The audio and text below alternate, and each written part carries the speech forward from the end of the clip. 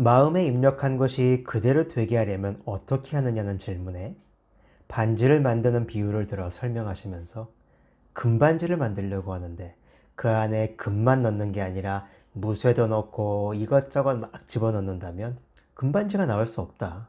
오로지 금만을 넣어야 금반지가 나올 수 있다라고 하셨어요. 또 예를 들어서 정말 급하고 중요한 일로 부산을 가야만 한다면 무조건 아무 생각 없이 부산으로 가야지.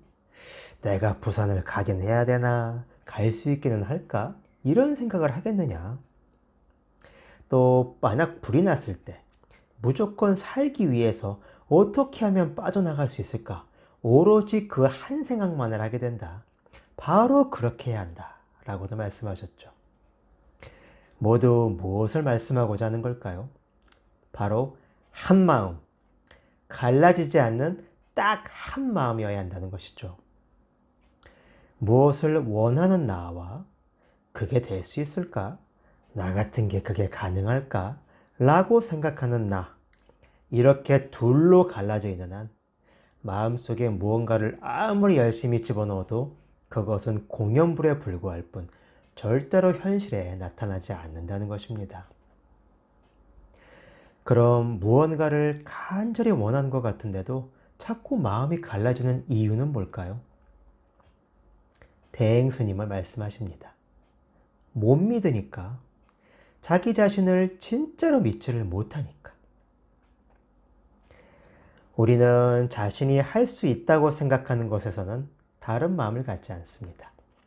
예를 들어서 물 깊이를 확실히 아는 곳에서는 물속에 뛰어들기에 앞서서 아무런 주저함이 없지만 깊이를 알 수 없고 들어가 본 적이 없는 곳 앞에서는 다른 사람들이 아무리 깊지 않다고 이야기를 해줘도 망설이면서 과연 진짜 괜찮을까?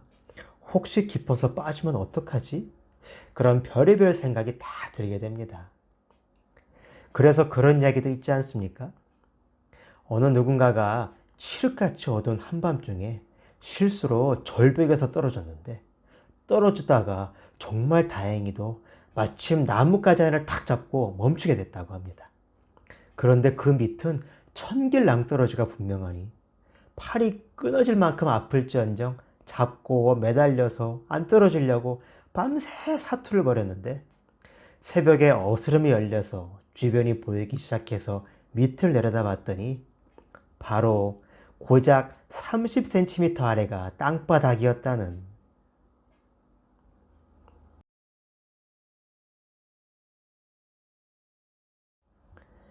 마음에 무언가 소원을 갖는다는 것은 사실 바꿔서 말하면 이미 그건 안 되거나 어렵다고 생각하고 있다는 뜻이 됩니다. 그러니까 소원이 된 거죠. 가능하다고 믿었다면 소원을 마음에 넣을 게 아니라 실행에 옮겼겠죠. 이미 가능하다면 왜 힘을 들여서 어떻게든 안 되는 걸 되게 하려고 애를 쓰겠습니까? 수많은 영적 선구자들, 자기 개발 지도자들에게 지대한 영향을 끼친 미국의 네빌 고다드라는 형이상학자가 있습니다. 그는 무대의 연단과 객석이라는 비유를 통해 이렇게 말합니다. 이 공연장 안에서 내부를 묘사할 때 여러분은 객석에 앉아서 바라보는 관점으로 이 공간을 묘사하겠지만 저는 무대의 연단에서 이곳을 기준으로 바라보이는 모습에 대해 묘사하게 될 겁니다. 만약 제가 지금 이곳에 있지만 여러분이 앉은 객석에 같이 있다는 가정하에 그 위치에서 보이는 모습을 묘사하고자 한다면 지금 이곳에 있다는 사실을 잊고 내가 지금 객석에 앉아서 바라보고 있다는 가정을 새로운 사실로 받아들여야만 합니다. 그리고는 새로운 사실에서 바라보는 관점을 현실처럼 생생하게 받아들이고 묘사합니다. 만약 예전에 사실이라고 믿었던 모습들이 아직도 눈에 보인다면 원하는 결과, 즉 새로운 현실을 아직 차지하지 못했다는 증거입니다. 아직도 여전히 예전의 자리에서 원하는 결과에 대해 생각만을 하고 있다는 뜻입니다. 잘 들으세요. 바로 여기에서 원하는 결과에서부터 생각하는 것과 결과를 생각하는 것의 차이가 확연하게 나뉘어지는 것입니다. 다시 한번 말해볼까요? 원하는 결과에서부터 생각하는 것과 결과를 생각하는 것의 차이. 앞의 것은 이미 원하는 그 자리에 자신이 가 있다는 것을 믿음으로 스스로 시인하고 있는 것이지만, 뒤의 것은 원하기는 하지만 실제로는 안 될 것 같다는 깊은 불신이 들어있는 차이. 이것이 얼마나 중요한 뜻인지 분명하게 깨닫게 되시기를 바랍니다.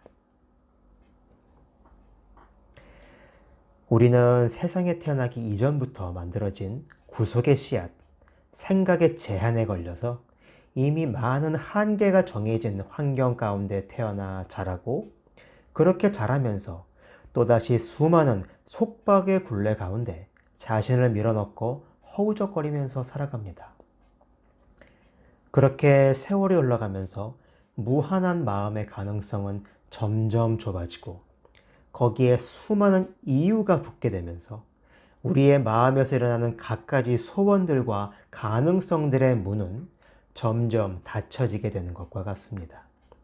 악순환이 계속해서 되풀이되는 것이죠. 나이가 들수록 소원은 줄어든다고 하지만 후회와 한탄이 는다는 것은 무엇을 뜻할까요? 이제 와서 돌아보니 할 수도 있었을 텐데 왜 주저하고 망설이고 실행에 옮기지 못했을까? 왜 스스로를 믿지 못했을까? 라는 뒤늦은 깨달음 때문 아닐까요? 어둠 가운데 스위치 하나만 올리면 불을 켤 수 있는데요.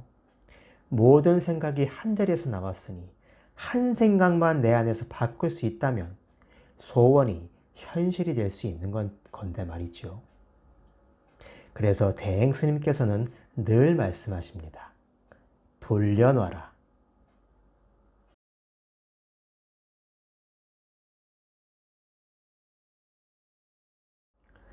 나는 할 수 없다. 이것은 불가능할 것이다. 이건 너무 늦었다.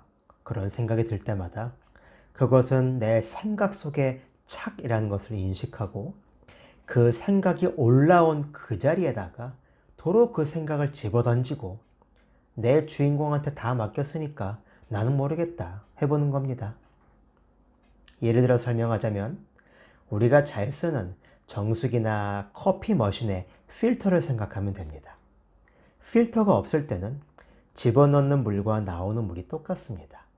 그러나 그 사이에 필터를 끼워 넣으면 많은 것이 걸러지고 변형된 물이 나오게 됩니다. 이 필터, 나라는 이 생각의 필터를 없애자는 것입니다. 그래서 영혼의 근본 자리에서 나오는 모든 것이 있는 그대로 나오도록, 무언가 빠지고 왜곡되고 뒤틀려서 나오지 않게 하자는 겁니다. 사실 이 필터라는 것도 공한 것이므로 없애고 말고 할 것도 없음을 아는 자리까지 가야 비로소 내가 아는 모든 것이 주인공이 하는 것, 부처님과 내가 둘이 아닌 자리에 이르게 되는 것입니다.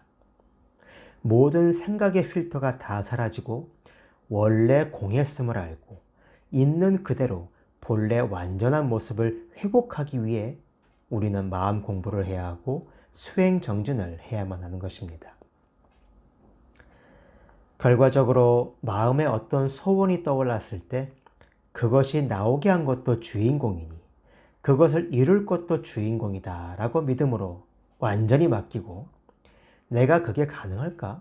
안 되면 어떡하지? 그런 갈라지는 생각들로 인해서 그 문을 막거나 주인공이 하는 일을 왜곡시키지만 않는다면 적절한 때에 눈으로 그것을 볼 수 있게 될 것입니다. 다시 말해, 앞서 네빌 고다디의 이야기를 통해 설명했듯이 새롭게 입력한 것을 결과에 대해 사실처럼 지금 느껴지지 않는다면 내 안의 착들, 부정적인 생각의 필터들이 방해를 하고 있는 것이므로 계속해서 그것들은 공에서 실체가 아니라는 것과 주인공의 관점에서는 소원이 이미 이루어졌다는 것을 완전하게 믿고 그 결과에 가 있다면 하게 될 행동을 지금부터 실행한다면 그것은 반드시 이 현상계의 모습을 드러내게 될 것입니다.